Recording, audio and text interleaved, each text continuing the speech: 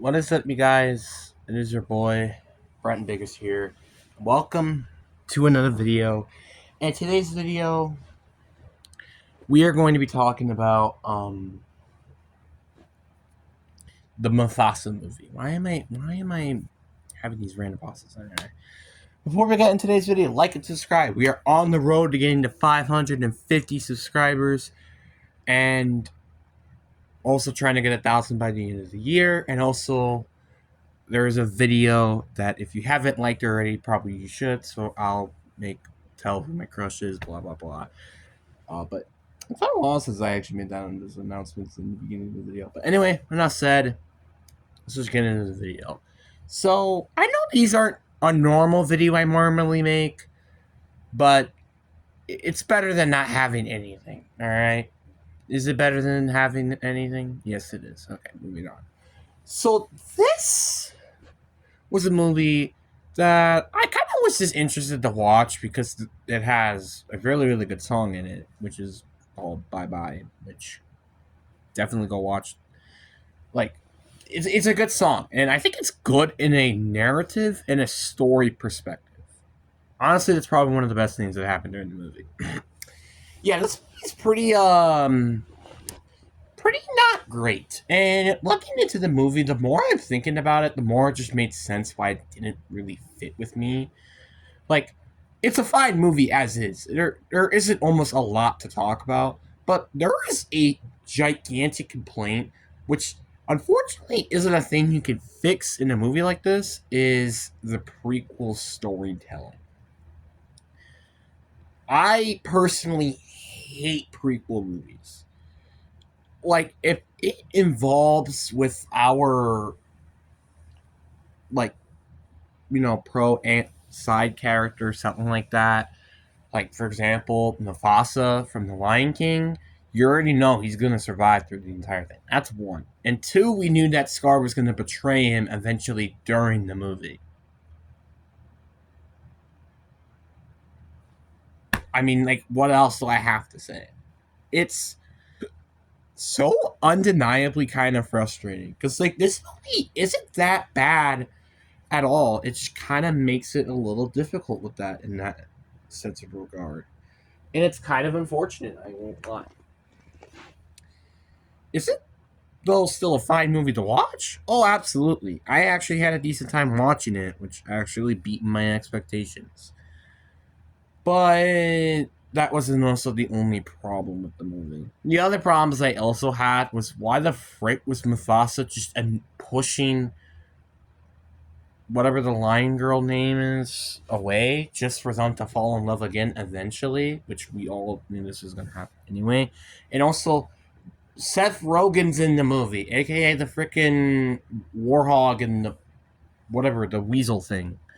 Why are they in this movie? They have zero purpose to be in the movie, and it literally makes no sense that they're in it.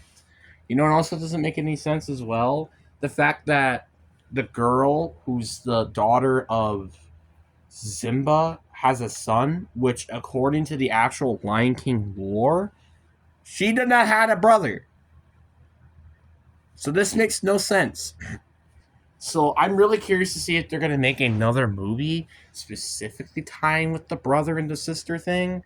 Because, again, this did not happen in the actual quote-unquote sequel, which was The Lion King Lion's Pride, which followed this girl as the antagonist or protagonist or whatever the frick is called, and found basically this other lion that's part of the Scar-like pride, and they end up having a kid, I think, with each other or something. I don't know. And also, the one thing I've always the one thing I'm also a little upset by is the fact these two of Scar and Musfsa aren't actually brothers. I knew this kind of was the case in terms of the Lion King lore. I just wish they were. I wish they were just both born, and then it was like, okay, who's better, blah or blah.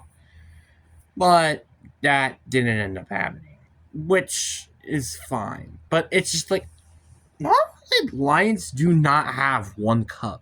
That just It's just a fact. I think they usually have like two or three, which is what makes it kind of cool that Simba and whatever Simba and his wife end up actually having another kid, because that normally never happens in this movie, which I don't know why. Are they is this is the Lion King secretly promoting dehumanization or dehuman population? I don't know. But anyway, it's just kind of confusing and weird, I won't lie. And it's just something I also have to mention. But again, the warhog and the weasel, why do they have to be in this movie? It just feels like a waste of time out of anything. With this movie being almost 2 hours long, this could that alone and cutting all of the scenes with them out basically could have made this movie an hour and a half long, which is what it kind of should have been. And I honestly, I could say that's probably it. I do like the villain though. I think he's pretty cool, and he's actually kind of a decent threat. With obviously them taking out the complete pride without even doing anything. He literally was sitting there doing nothing while watching his henchmen do all that. And yeah, so and just getting out finessed by other animals were also really cool. The one thing that I also liked during the movie, which I guess makes sense of why Mufasa wasn't actually part of the blood, was I like the fact that he also said it doesn't matter what your blood is; it matters of who you are as a person. Like, let's say, for example, you were born and your dad murdered somebody. Let's just say randomly he murdered somebody, or you're the daughter of Karen or something like that. This is just some examples. It doesn't mean that, oh, the girl, oh yeah, she's obviously a Karen. Oh, the guy, oh yeah, he's definitely gonna go and murder somebody. That doesn't mean anything. It's literally just doesn't mean anything. I also don't understand why the lion boy or king is just such a gigantic butthead to Mufasa. I mean, I think in lion lore, which I'm a little bit of a lion expert myself, I think lions, if there's a stray lion in their pride, I think they would actually kill the lion. I think that's actually true. I may have to look that up, which I might put that in the comments if it's true or not. And if I didn't put it in the comments section, that means it's probably true. So yeah, but the point is that he ended up being a really really cool lion that I was really really happy to see. But and it's cool to see the father and the mother and stuff for a little bit, and then they just well die. We don't actually see them die, obviously, which is all assumed. And also, I kind of like the fact that Mufasa's mom actually survived at the end. I was actually very surprised to see the mom. I thought she either died or she just didn't make it to where they currently are, which I don't remember what the place is called. But anyway, I was legitimately surprised. And that was like one of the only few things I personally could have not predicted would happen. So, yeah. But I mean, I did like the songs. These were good songs, but there are a lot of bad ones, though, as well. Like, I like the Bye Bye one, obviously. And I also like the love song as well in this movie. It's pretty good as well. I added those two into my playlist. So, congratulations for being on my playlist. But it's just kind of sad to me that this movie kind of did have like if I could have just probably removed the factor that this is a prequel, I feel like this movie would have done a lot better.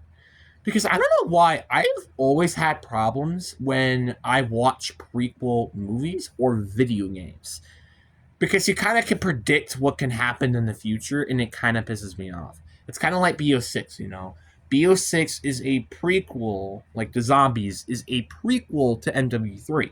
So you kind of know a little bit, so you can make conclusions and stuff beforehand. And I also can also make actual like predicted conclusions to the game as well. Like for example, I predicted that the T Rex is going to be the boss fight, and guess what? He ended up being the boss fight. Like Yeah, and I also predicted that the tomb wouldn't have a boss fight, and it would have probably been something like Liberty Falls. And guess what? It kind of was. Like I've been kind of been on a roll in terms of predicting stuff. So if I had to guess next, it's probably going to be like this maybe bigger Sam version, or maybe it might just be literally the Sam human body himself herself. We don't know. To be determined on that with Janice Towers, obviously. But um it's just kind of sad that this is a prequel because honestly, again, I have a big grudge in terms of prequels. Like I don't particularly like prequel movies that much. So if I was just talking about this as a movie on its own, it's probably a solid 6 to 7 out of 10 if it weren't for it being a prequel. But because it is, it's basically a 4 out of 5. Again, it's a fine movie. I think it's a decent movie to watch, but once again, it's just it's not a great movie. And when you are thinking of learning about the backstory of Musfsa, you would probably figure that it would actually be a really really good movie. But again, Marissa's talking about the 2024 versions of Disney. They ain't gonna make good movies. We can all agree on this. I'm actually been starting to watch a little bit of their movies that they made last year, which was Mufasa and Moana 2. So I will be making a video on that very quickly here. I might even make a movie about Moana because Moana is a really, really good movie too that I would not mind making a video about. But whatever. But anyways, guys, I guess that's basically it. I don't really have much to talk about with this movie, unlike some other movies that I have a lot to talk about. But anyways, guys, this is going to be it for this video. Hope you guys enjoyed.